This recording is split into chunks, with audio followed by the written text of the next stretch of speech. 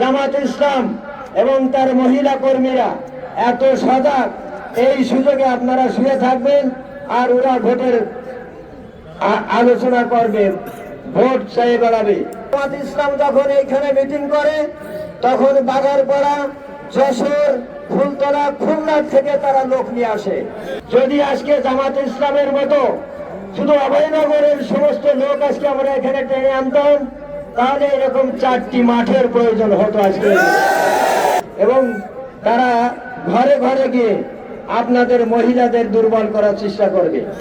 আপনারা জানেন ইতিমধ্যে অনেক মহিলার আইডি কার্ডের ফটোকপি তারা সংগ্রহ করেছে এবং অনেকের বিকাশ নম্বর নিয়েছে। আজকে এই দুর্বল চিত্তের মানুষদেরকে তারা দুর্বল করে কিছু টাকা দিয়ে ভোট কিনে নেবে শুধু নির্বাচনী বৈতরণী পার হওয়ার জন্য। আজকে কাদের সাথে নির্বাচন হচ্ছে? এইখানে আজকে বাংলাদেশের মানুষ আজকে 2 ভাগে বিভক্ত হয়ে গেছে। একদিকে স্বাধীনতার পক্ষের শক্তি, অন্যদিকে স্বাধীনতার বিপক্ষের শক্তি।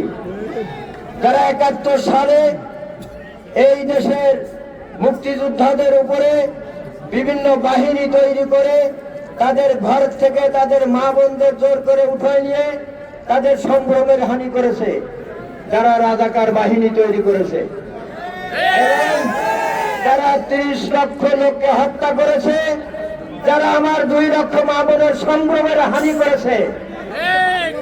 এবং তারা কখনো চায় না এই 54-55 হাজার বর্গ মাইলের এই দেশ একটি নতুন লাল সবুজের পতাকা নিয়ে জন্মগ্রহণ করুক।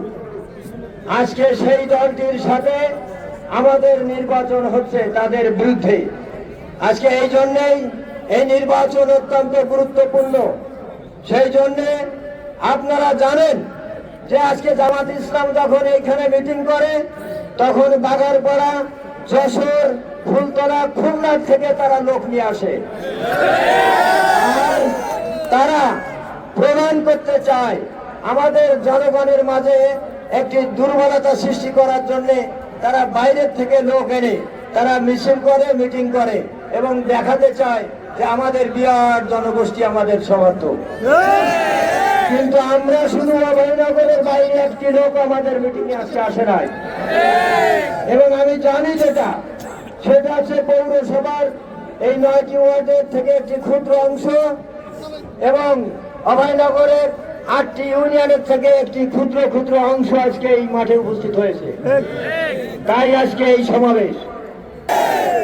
এই জন্য বন্ধুগণ, আপনারা যারা উপস্থিত হয়েছেন, আমি জানি না আপনারা এই মিটিং এ উপস্থিত হওয়ার পরে আপনারা মিছিলে অংশগ্রহণ করবেন। মিছিলে অংশগ্রহণ করে ক্লান্ত হয়ে বাড়িতে শুয়ে পড়বেন না। মনে রাখবেন জামাত ইসলাম এবং তার মহিলা কর্মীরা এত সজাগ, এই সুযোগে আপনারা শুয়ে থাকবেন আর ওরা ভোটের আলোচনা করবে, ভোট চাই বেড়াবে এবং তারা ঘরে ঘরে গিয়ে আপনাদের মহিলাদের দুর্বল করার চেষ্টা করবে। আপনারা জানেন ইতিমধ্যে অনেক মহিলার আইডি কার্ডের ফটোকপি তারা সংগ্রহ করেছে এবং অনেকের বিকাশ নম্বর নিয়েছে। আজকে এই দুর্বল চিত্তের মানুষদেরকে তারা দুর্বল করে কিছু টাকা দিয়ে ভোট কিনে নেবে শুধু নির্বাচনী বৈতরণী পার হওয়ার জন্য। এই জন্য আজকে যারা মা বোনেরা এখানে উপস্থিত হয়েছেন, আপনারা অতন্দ্র প্রহরীর মতো আপনার এলাকায় আজকে এখান থেকে যে ক্লান্ত হয়ে ঘুমায় পড়লে চলবে না, আপনাদের এলাকা পাহারা দিতে হবে। এই সমস্ত ভাইরা আজকে এই মাঠে উপস্থিত হয়েছেন, তাদের প্রতি আমার উদাত্ত আহ্বান, আপনারা যারা এখানে উপস্থিত হয়েছেন তারা নিশ্চয়ই সবাই ধানের শীষের সমর্থক। ধানের শীষের বাইরে কোনো লোক এখানে আসে নাই।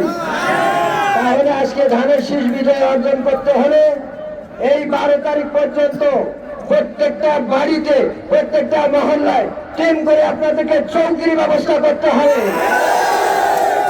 যাতে করে তারা আমাদের কোনো ভোটারকে প্রভাবিত করে টাকা দিয়ে ভোট কিনতে না পারে, সেই ব্যবস্থা আপনারা করবেন। এবং এই মিছিল করে যে আপনারা যেন কোনো ক্রমেই আপনারা ক্লান্ত হবেন না। আমি আপনাদের উদ্দেশ্যে বলতে চাই, এইখানে যারা উপস্থিত হয়েছেন আজকে প্রমাণ করতে হবে নপাড়ায় আজকে এমন মিছিল করতে হবে, একটি লোকও এই মাঠে দাঁড়িয়ে থাকবেন না। আমরা যখন মিছিল বের করব, প্রত্যেকটা লোক আপনারা এই মিছিলে অংশগ্রহণ করবেন, এবং যাতে আজকের এই মিছিলের যে উত্তাল তরঙ্গ আজকে বাগারপাড়া, বসুন্ধিয়া এবং অভয়নগরের প্রত্যন্ত অঞ্চলের মানুষের আজকে একটা দৃষ্টিনন্দন মিছিল যাতে হয়, আপনারা সেই সুশৃঙ্খল একটি মিছিল আপনারা আজকে উপহার দেবেন। এবং একটি মিছিল যদি ইলেকট্রনিক্স মিডিয়া, আজকে সাংবাদিক ভাইয়েরা যারা উপস্থিত আছেন, তারা ব্যাপকভাবে প্রচার করবেন, যাতে আজকে আমাদের নেতা তারেক রহমান সহ সারা বাংলাদেশের মানুষ আজকে যাতে প্রত্যক্ষ করতে পারে যে 88-4 নির্বাচনী এলাকায় যে মনোনয়ন দেওয়া হয়েছে সেখানে বিএনপি কোনো ভুল করে নাই। অতএব আমি আর বেশি কথা বলবো না, আপনারা সবাই এখন আমাদের নেতৃবৃন্দ, এই কারণে নির্বাচন গুরুত্বপূর্ণ, আপনাদেরকে অনুধাবন করতে হবে যে আগামী 12 তারিখ যে নির্বাচন হচ্ছে, এই নির্বাচন যদি আমাদের পক্ষে থাকে, যদি আমাদের নেতা তারেক রহমানের 31 দফা ঘোষিত যে কর্মসূচি, সেই কর্মসূচি যদি এদেশে বাস্তবায়ন হয়, তাহলে মহিলাদের জন্য কি করা হবে, কৃষকদের জন্য কি করা হবে, এবং সারা দেশের দুস্থ মানুষের জন্য কি করা হবে, এই 31 দফায় সন্নিবেশিত করা হয়েছে। ইতিপূর্বে আমাদের অনেক নেতৃবৃন্দ এই বিষয়ে অনেক বিশদ ব্যাখ্যা সহ বক্তব্য রেখেছেন। আমি আপনাদের উদ্দেশ্যে বলতে চাই যে আজকে আপনারা জানেন যে আমাদের বাংলাদেশ জাতীয়তাবাদী দলের সাথে